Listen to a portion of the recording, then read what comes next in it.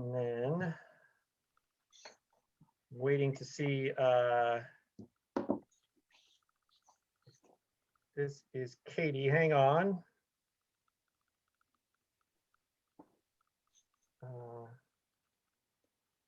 Trying to see which one's Katie because that phone number is showing here.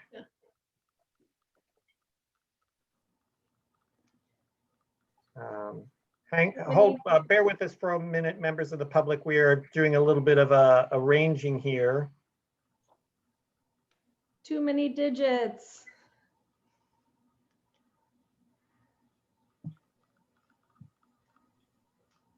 Okay, there we go.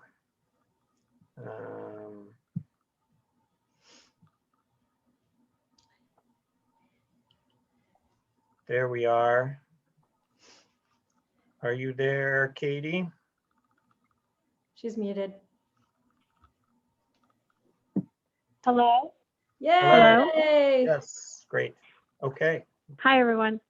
now we have our quorum and we can start the meeting. Oh, good. Nick, did you want to put me, I don't know how to unmute myself. Did you want to You're put me good. back on mute? I can mute you until you're ready. You can use that raise hand function that we've talked about so many times as a member of the public. If you want to talk, you can do *9 and that'll raise your hand electronically. But you can also text. *9. Yep. Mm-hmm. Okay, because I'm on a phone, so I'll do *9 if I want to chime in. Okay, great. All right, David, ready to Okay. go? All right. Welcome to the Library Commission's May 17th meeting. This is a teleconference meeting with Library Commission members, city staff, and members of the public participating remotely to ensure proper social distancing in this federal, state, and local emergency. I'd like to introduce staff and Library Commission members who are present. Tonight we have Alan Cohen, myself, David Earhart. I don't see Sukanya. Katie Hadrovich joining us by phone, and Kristen Leap. Staff present this evening are Sean Reinhart, the Director of Library and Community Services, Nick Segga, Assistant Library Services Director. Nick is also the staff liaison for the Library Commission. Nick, would you please provide instructions to Library Commission and members of the public on how the meeting will proceed? Sure. So commissioners are asked to keep their cameras on and their microphones off until recognized by the chair. Members of the public, if you wish to comment on an item, the chair will call for public comment. And then you can engage that raise hand feature if you're on your computer or a pad. If you're dialing in, you can engage the raise hand feature by pressing *9. That will engage the raise hand. Once the chair has recognized you, I'll unmute you and you'll have 3 minutes to make your public comment. I think that's it. Thank you, Nick. We'll proceed on to the public comment section of the agenda tonight. Under public comment, the public may address the Library Commission on any subject not listed on the agenda. Each speaker may address the Library Commission once under public comment for a limit of 3 minutes. Please clearly state your name and the address or political jurisdiction in which you live. The Library Commission cannot act on items not listed on the agenda, and therefore, the Library Commission cannot respond to non-agenda item issues brought up under public comment other than to provide general information. Nick, do we have any public comment for items not on the agenda? At this point, if any member of the public would like to make a public comment on an item not listed on the agenda, please engage that raise hand feature either on your computer or if you're dialing in by pressing *9.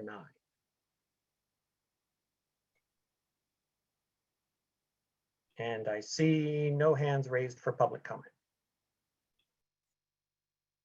Thank you, Nick. So we'll move on to regular business. Under regular business, the Library Commission considers recommendations from city staff on policy matters or administrative actions that require Library Commission approval. Under first item of regular business will be to approve the minutes from the April 19th, 2021 Library Commission meeting, which were attached with the agenda. At this time, are there any clarifying questions from the commission before taking public comment about the April 19th minutes?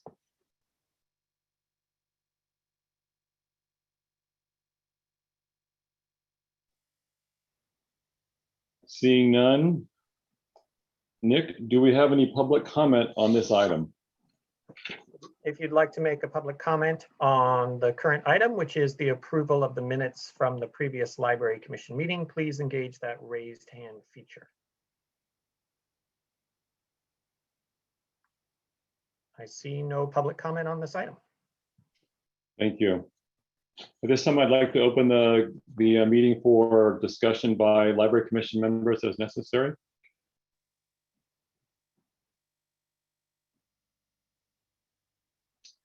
I don't see any comments from the commission. Nick, please state the motion.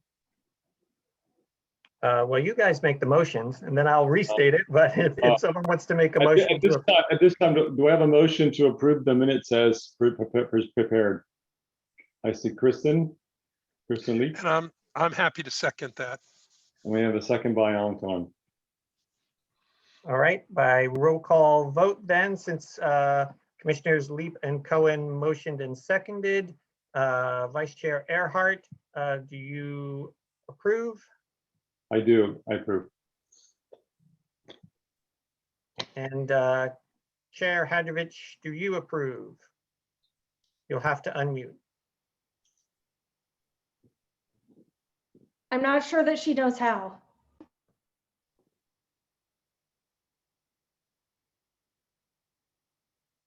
Can you hear us, Katie?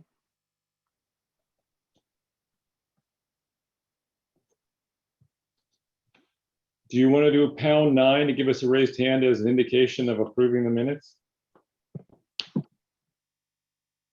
Or *9, sorry, *9. There we go. Hello? There we Hello? go. We can hear you now. Sorry, I've been trying, but it wasn't going in. Yes, I vote to approve. All right, motion passes unanimously. Thank you. Moving on to the next agenda item, D2, expanding public access to library facilities. We'll now have a presentation on expanding public access to library facilities offered by the Library and Community Services Director, Sean Reinhardt, who will make the presentation.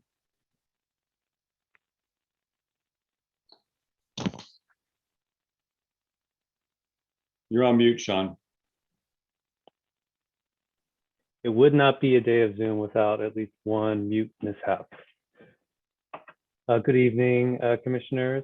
You should be able to see a slide that says service expansion to indoor public access. This is a topic that we've been discussing over the past couple of meetings. I'm so here to provide a little bit more detail as we move through that process and toward reopening to indoor public access, which is very exciting.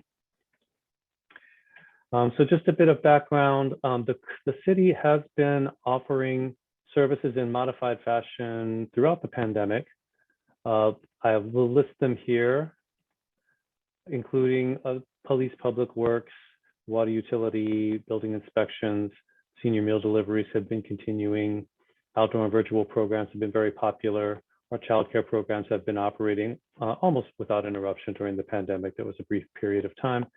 Of course, parks and outdoor recreation have been active throughout the pandemic, and the library has been offering curbside pickup, virtual and remote programs since June of last year. Some key considerations for service expansion, which the Commission will recall were reviewed at last month's meeting, are that the city lacks the operational capacity to safely and sustainably expand indoor public access to all facilities at once. Most customers and all city employees are now eligible for vaccination, including residents as young as 12 years old, which is great. Viral variants and vaccine hesitancy do remain concerns, but progress is moving in the right direction as far as vaccinations, which is fantastic. The city budget has not yet been amended by the city council to provide staffing, contract services, and capital improvements necessary to expand public access to facilities and services at the levels that the community had been accustomed to before the pandemic. There certainly are resources to reopen for indoor public access, just not as extensively, unless there are city budget amendments. And the commission will recall last month at your April 19th meeting, you unanimously recommended reopening libraries to indoor access on or around July 1st, which is a couple of weeks after it is anticipated that the governor will retire the color tier system, which he announced he would do on June 15th. And then the city council a bit later on April 27th reviewed a detailed phase-in sequence over a period of months in 4 phases for expanding various city services to indoor access. Some questions that come up about comparisons to other communities. What are they doing? I would note that every community has its own unique circumstances to contend with during the pandemic. For example, not all cities on the peninsula have libraries open yet, such as Burlingame. Their libraries are still closed to indoor public access. I believe they're planning to open June 15th, if I'm not mistaken. Every city has its own set of circumstances. Some cities, like Menlo Park, sustained far more severe budget reductions during the current fiscal year than others. Many of those other cities are now going through the process of reducing their budgets. Menlo Park City Council, I think wisely and prudently, did the hard work on the front end, and that's why our cuts were more severe than other communities. Also, the makeup of revenues of the different cities is different, so the pandemic hit different communities in different ways. And so as a result, some cities have more operational staffing and facility capacity than others. Also, they have different conversations and relationships with their community members, with their council, their commissions, their employee groups. It's just very much different depending on where you are. And Menlo Park is completely unique, as we believe the only peninsula city that is simultaneously initiating construction on a major new facility project, the Menlo Park Community Campus. And we're relocating multiple public services while also preparing for the post-COVID reopening of other facilities. So all of this stuff is really converging in the same time period here this spring and summer. And we're unique in that regard as far as the workload and effort and investment required for all of that to have it happen smoothly. So I won't review the entire phase-in sequence, but focus on the ones that the Library Commission are probably most interested in. Of course, the City Council report from April 27th, which was forwarded to the Commission, has more detail. So related to our department, Library and Community Services, the expansion targets in phase 1, that's phase 1 of 4 phases, include on June 7th, Senior Center operations beginning at the Arriaga Recreation Center. The construction of the Menlo Park Community Campus involves closing down the existing facilities out in at 100 Terminal Avenue, including the Senior Center. So the staff and the operations are going to move over to the Arriaga Center. Specifically, the staff offices, the current meal delivery program, and wellness checks, which are done by telephone. No seniors on site yet. They're not currently coming on site. That'll be a little later, but June 7th, that's when the base of operations moves.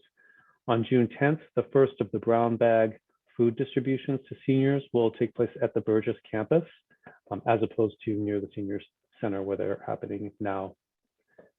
June 12th, the Onetta Harris Community Center staff offices and the curbside pickup operation, which is currently at the Senior Center, will move over to the Bellhaven Library.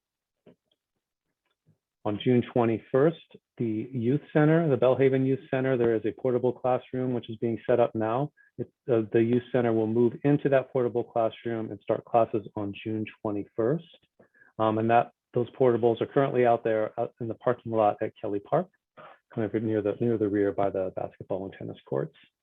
And a new path is under construction, connecting the Youth Center portables to Beechwood School. So there's a safe and accessible path of travel for children from the school to the Youth Center while the new campus is being constructed.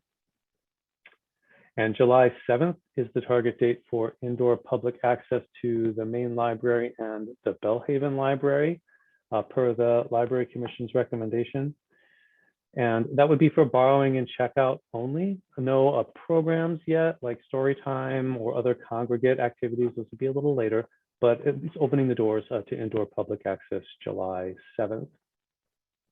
A little bit later, July 12th, anticipated that senior meals could resume on site at the Arriaga Center. They would be prepped off-site because the kitchen is still undergoing some modifications to meet current health code. But at least the meals can be served there on site. The seniors can congregate there again. There's a lounge, a space that has been created at the ARC and at the library, and some classes can resume. And we'll have senior only hours so that they're not necessarily needing to mix with the general public. They can come in like during the morning when it's their prime time to come in. I think I see a question from Commissioner Leap. You do. I was wondering if there's going to be a vaccine requirement for like the seniors eating together and stuff like that. We're still working out the details of that. And I think the CDC and the state of California, well, first of all, the CDC issued their new guidance a few days ago, which I think there's still some sorting out that needs to happen around that. And what does that mean as far as vaccinated versus unvaccinated? It's our understanding that the state of California is also very much in the process of putting some more detail around those guidelines from the state level. And we'll have a better understanding of what will be allowed, what's required, what kind of checks or requirements can or should be done as far as vaccination status. So to be determined, but we're hoping to get more information. I was hoping to see something from the state today. I haven't seen it yet. Yeah, within the next day or two, hopefully. Great question. Also for our employees, there's the Occupational Safety and Health Administration, OSHA, which also has its own guidelines just for places of employment that we're keeping a close eye on. Great questions. So let's see. Also on July 12th, some Onetta Harris classes and English as Second Language classes tentatively plan to resume at the Bellhaven Library, again at hours when the library is not operating as a library, to just reduce the number of people. July 13th, there's a general public food distribution that happens at the Onetta Harris parking lot once a month. So July 13th will be the first time in that rotation where the current campus is closed. So that will take place at a new location in Bellhaven. And we're in talks now with that other location, and it looks very positive. We're just not quite to the point where we can talk about the exact location yet, but it is in the Bellhaven neighborhood. Looking into expansion phase 2, so this is the latter part of summer, August, September timeframe, as discussed with the City Council on April 27th. In August of this year, indoor classes and programs for children, youth, and those who have special needs would be first in line for kind of indoor, whether it's recreation classes, story times, programs, those kinds of things, primarily focused on children and youth in the first part of August. Also in August, looking at resuming issuing small-scale special event permits. These would be like neighborhood block parties and other things, and the idea of being in time for National Night Out.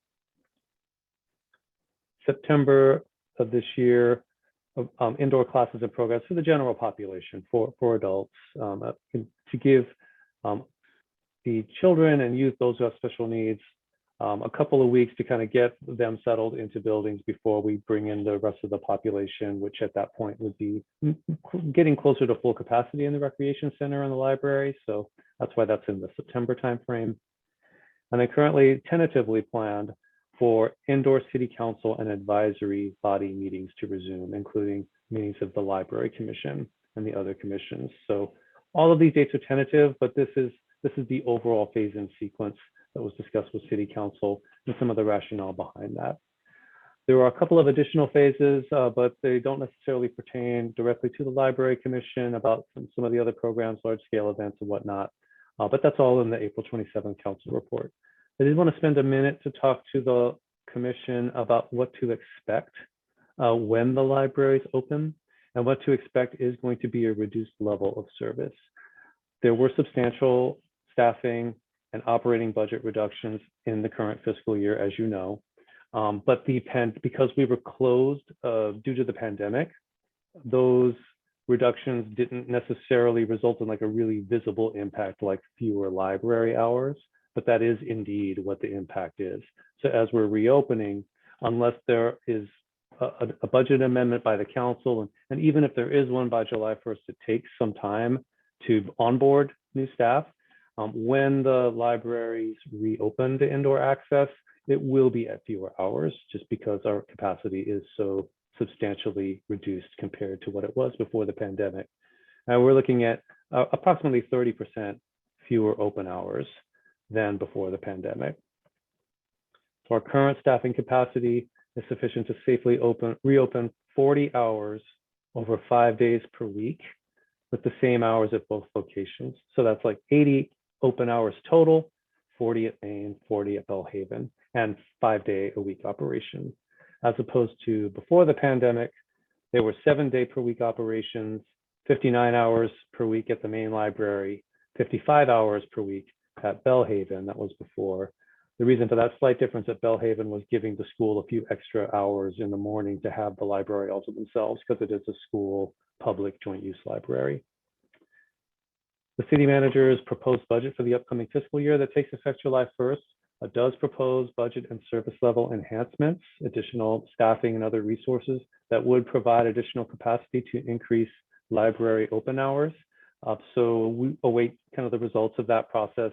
The city council budget hearing, the initial budget workshop is June 11th, and the budget public hearing is June 8th. In the Library Commission's agenda packet tonight is a link to the city manager's report on the proposed operating budget, including her transmittal letter to the council, as well as a link to the budget proposal for your review. And that is all she wrote for this particular presentation. Very exciting stuff, a lot of planning to do. Really grateful for all the input that the Library Commission has provided over the past few months, actually throughout the pandemic, but especially the past few months as we prepared for this moment that we're poised to take here. And I'm happy to answer any questions that you might have. So are there any clarifying questions from the commission?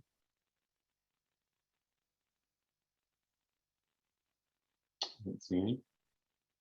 Nick, do we have any public comment on this item? All right, if at this time anyone would like to make a public comment on this item, please engage that raise hand feature on your Zoom screen, or if you're a dial-in caller, press *9 to raise your hand and we will recognize you.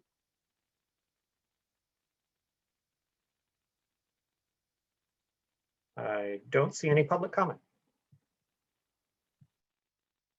Thank you. I don't believe there's any action for the commission to take based on the presentation. So we'll, if that is the case, we'll move on to the second item under informational items, the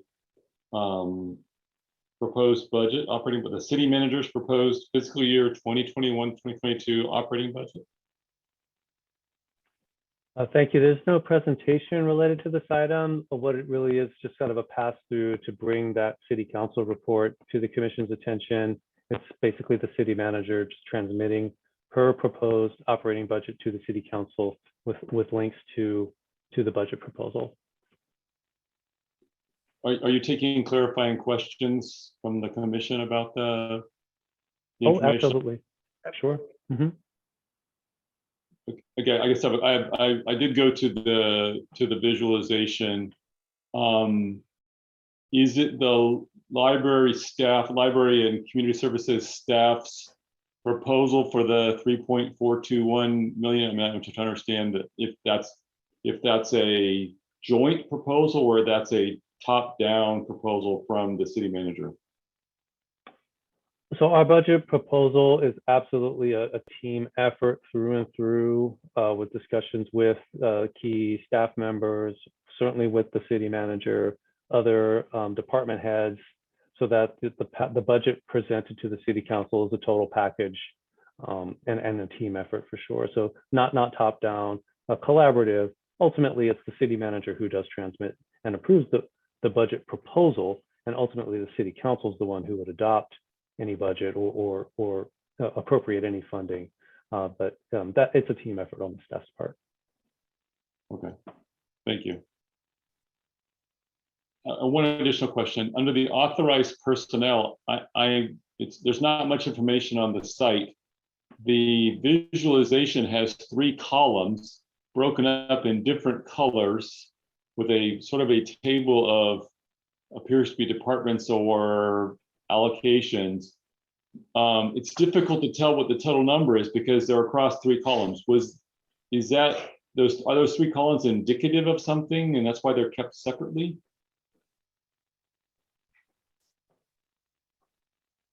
Just a moment. I'm trying to get to the page itself. I presume you're on the Library and Community Services Department overview page. Yep. In the authorized personnel section of that data table area. Oh yeah. So that authorized here. I will. You know what? I will screen share it for the benefit of members of the public who are watching. So I believe we're referring to this section. So let me just scroll back up so people can see the page. This is from the city's budget proposal. And then scrolling down through the department page. Sorry for any vertigo I'm inducing here by scrolling. Okay, is this graphic right here? Correct. So there are a couple of sliders in here, yeah, and you kind of have to scroll in. And there are 3 different years, yeah. And then the color coding corresponds to like the major operating division. Yeah, gotcha. Yes. So it looks like the total head count, which is just below 60, will be fairly stable between 2021 and 2022. Is that correct? In this, as things stand currently, there are a number of service level enhancements that the city manager has proposed, including additional personnel. Those have not been loaded into this chart yet because they are pending discussion with the city council on June 1st. So there are, you know, let me give me a moment here, and rather than click around, I'll go to that section just to call it to everyone's attention. So we can just see on the same page. So this is the city manager's transmittal letter. This is kind of like one of the cover pages for the budget document. And there's a lot of great material here. Definitely I should recommend reading all of that. And you scroll down to service level enhancements.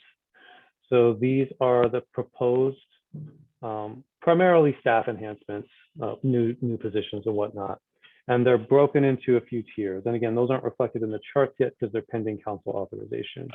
There are a bunch of tier 1 service level enhancements that have to do directly with city council's stated priorities, like add capacity here, staff, that kind of thing. In tier 2, I'm sorry, it's more tier 1. Sorry, I keep scrolling here. And then under tier 2, there's restoration of library and community services programs and services eliminated due to the pandemic. And we're talking 7.0 full-time equivalent personnel, including a librarian, a manager, 4 full-time equivalent program assistants, which is actually 2 full-times and 4 part-times. It's actually 6 people, a senior program assistant. And then elsewhere in tier 3, there's another full-time IT specialist that's being recommended and requested. So I would definitely, you kind of have to look at the budget proposal as well as the transmittal letter, because we're still in a very preliminary stage of the budget, and all of that's going to come together on June 1st at the budget workshop, and then June 8th at the city council budget public hearing. Thank you very much. Thank you. Great questions. I appreciate them.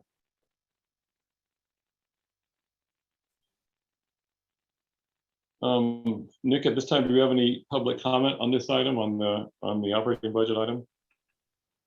If anyone would like to make public comment on this item, please engage that raise hand feature on Zoom, or if you're a dial-in caller, please hit *9 now.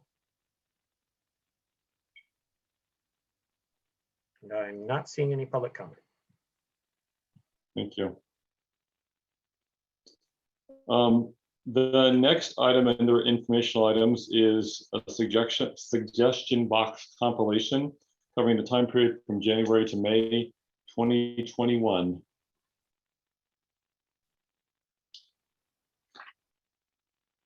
And again, as an informational item, this is really just to provide to the commission. Here's the suggestion box requests and questions we received, and here's how we responded.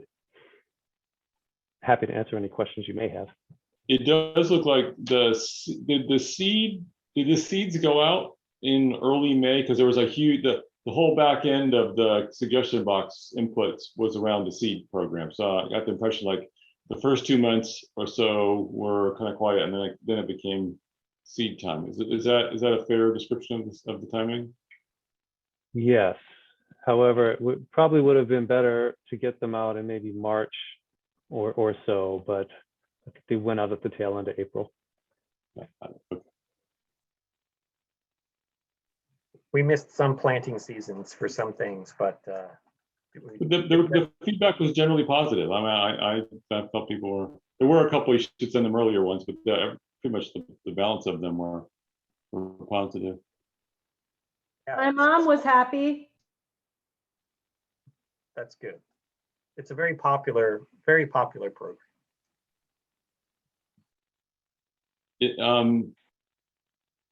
Nick, is there any public comment on item E2, the suggestion box compilation from the public? And if anyone would like to make a public comment on the suggestion box compilation, please engage that raise hand feature or press *9 on your phone now. And I don't see any comment. Okay, thank you. Moving on to the next informational item, the review and update of the Library Commission agenda calendar. Would it make sense for you to display it at this time? Yep, that's I'm gonna try to pull it up here. Thank you. Let's see. There we go. Can you guys see that now? Yes. Okay, let's Yeah. scroll down a little bit. Here we are. May, June, July. Right.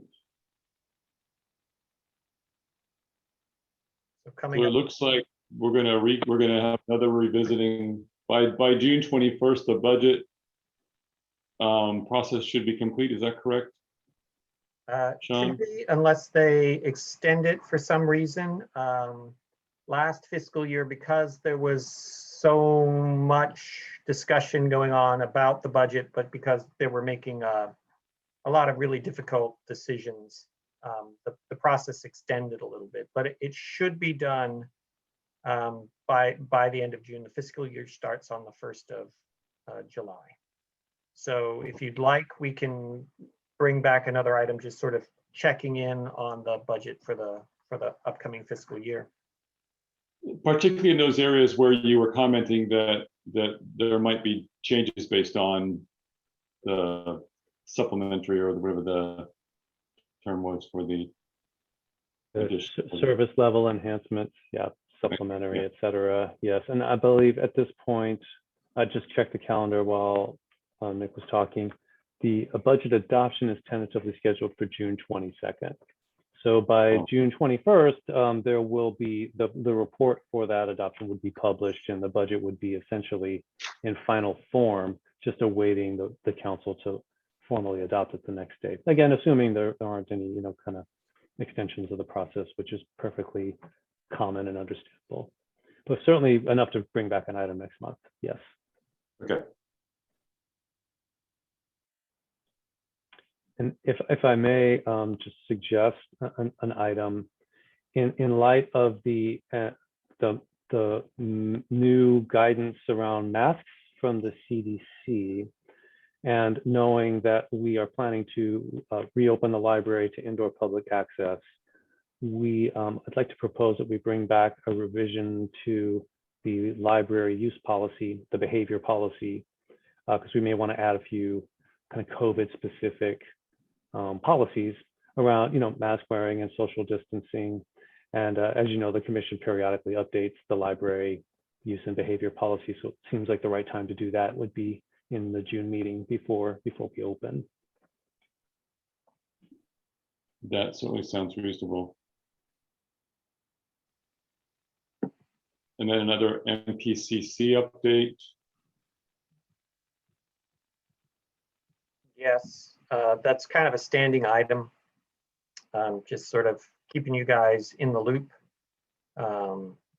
End of June, I believe, we're going to be have vacated the buildings, and they will be doing the mitigation and testing work in the different facilities before decommissioning and demolition. So things are still moving right along there.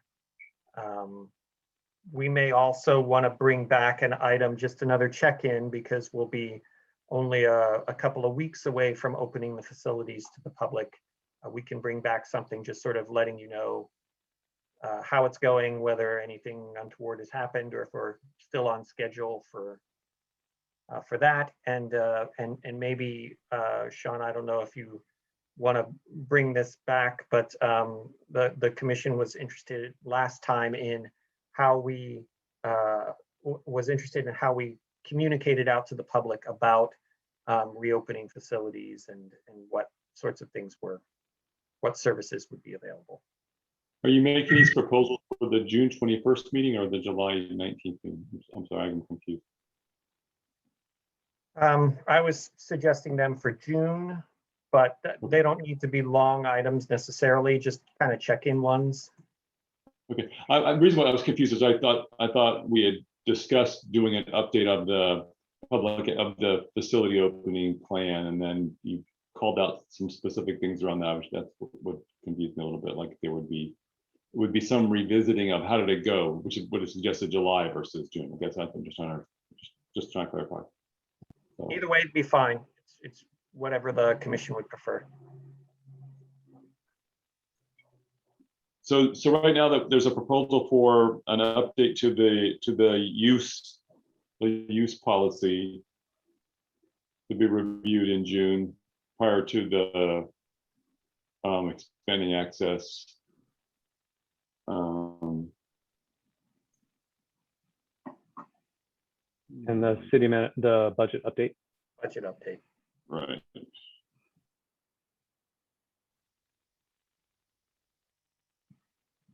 All right. Okay. Could I'm sorry to point out an agenda item, but you meant in the context of the status of what the MPCC project would be at. Sean or Nick, do you know, is there going to be some sort of official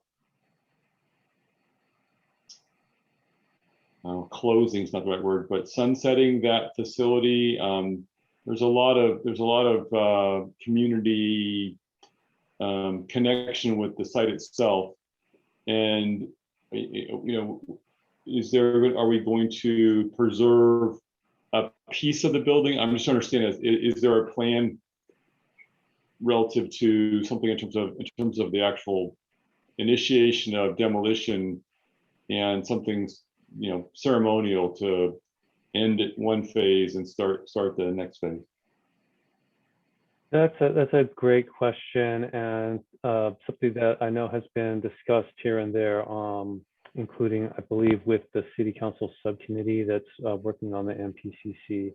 I think most of the focus is on some form of groundbreaking event to occur at the tail end of summer, September timeframe, after the site has been cleared.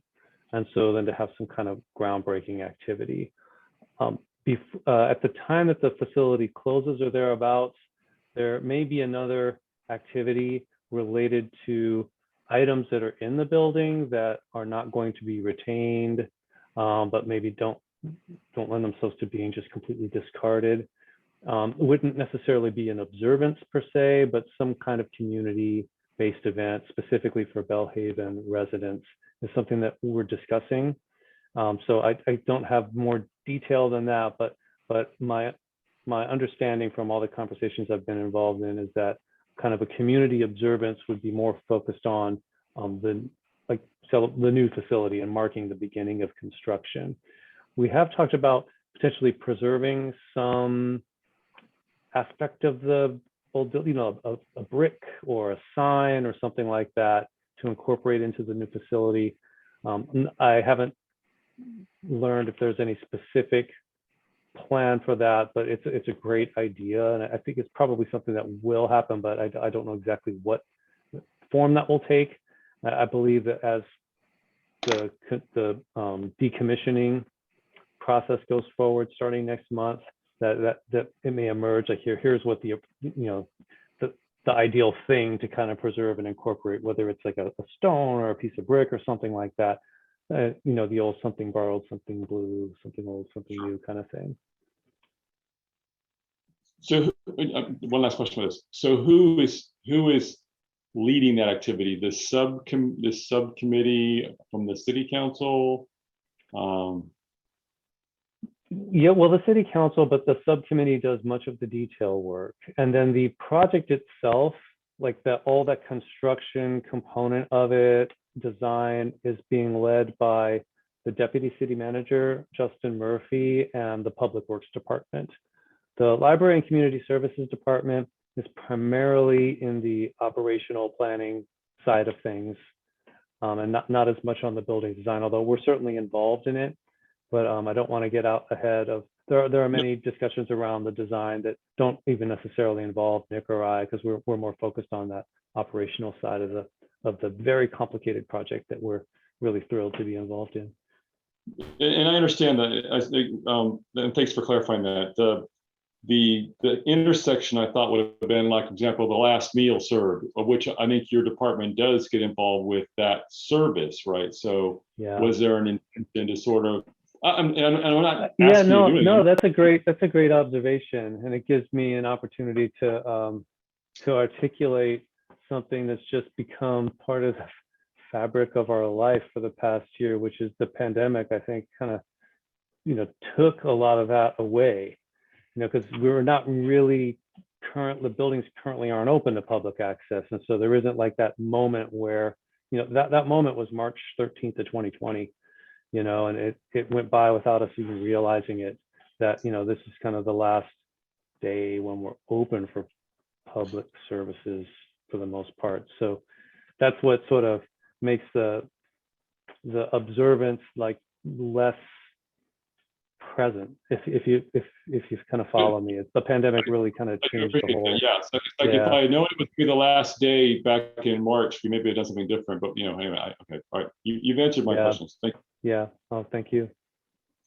Are there any other questions from commission members regarding the agenda?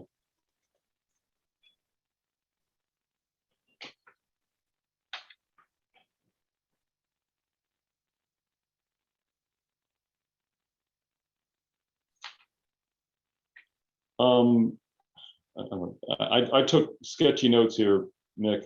Is it possible for you to sort of summarize what we're proposing for June and then allow for public comment based on that? Yeah, sure. So what I have is to add to the June calendar a review of the proposed budget, especially around service level enhancements for library and community services, a library use policy review, specifically COVID-related reopening procedures that might have to do with mask wearing and social distancing, and an MPCC update, but that's just a standing item. So those were the two new ones were the budget review and the library use policy vision. Okay.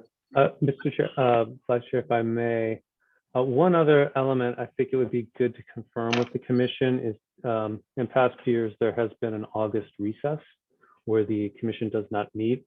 And maybe now would be a good time for folks to confirm whether or not you want to continue to have a recess in August for folks to plan. Unless there's something acutely pressing, I think that would probably not be a bad idea. For the record, our next meeting is on June 1st or 21st, right? I will unfortunately not be around. Point of information. We may have new commissioners who are coming on next month in June. So that may be something that we would want to address. And also, I believe the election of chair and vice chair is also in normally scheduled for May. And this year looks like it's pushed back to June. So we have that as well. I'm sorry.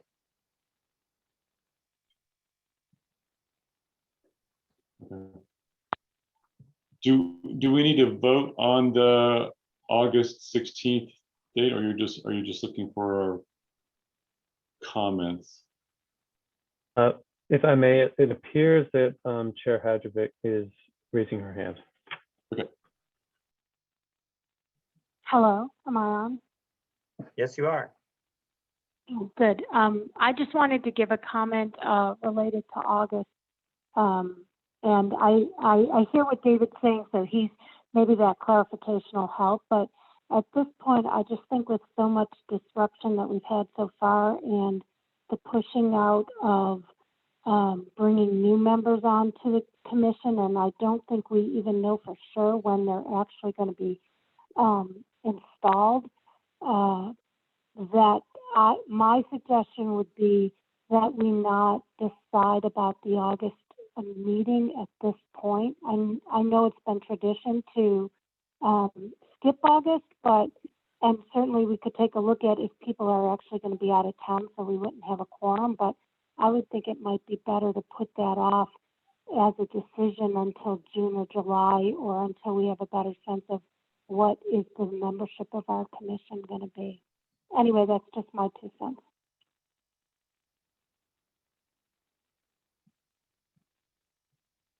I will be here in August getting ready for school. Okay. So I'll re-ask my question. Are we looking to approve the update to the calendar, the agenda as described by the staff liaison, and can keep the decision about the August session undecided until either June or July, depending upon what we get enough information to make that decision? Yeah, and generally speaking, there hasn't necessarily been a vote on the calendar, unless the chair deems it necessary. It's more just kind of a planning document. You totally could take a vote on it, but I don't think it's really happened in past meetings. That's fine. I just want to first of all, I just want to make sure the rest of the commission had agreed to the modifications that we were proposing and offered any additional comments or considerations for the calendar. I'm fine not voting on it. Okay, so Commissioner Leak says yes. Okay. I'm not seeing any negative responses. Then I guess staff liaison, if we could open the agenda topic up for public comments. Sure. Our final public comment opportunity of the evening. If any member of the public has a comment they'd like to make on the Library Commission's tentative agenda calendar, please use that raise hand feature on your Zoom screen, or if you're dialing in, press *9. And I do not see any public comment on that item. Thank you. At this time, we'll transition to the, if there are any advisory member report outs from commission members. Identify yourself if you have one to make.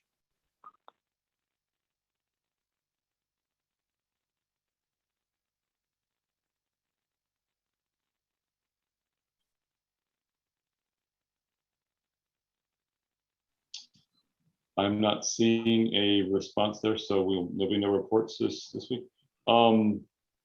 If there are no additional topics to discuss, I think we're at the point of adjourning the meeting. All right, with that, I'd like to adjourn the meeting, and the meeting's adjourned at 7:26 p.m. Thanks, everybody. Thank you for your Good to see attendance. you again. Thanks, Good night. everyone. You too.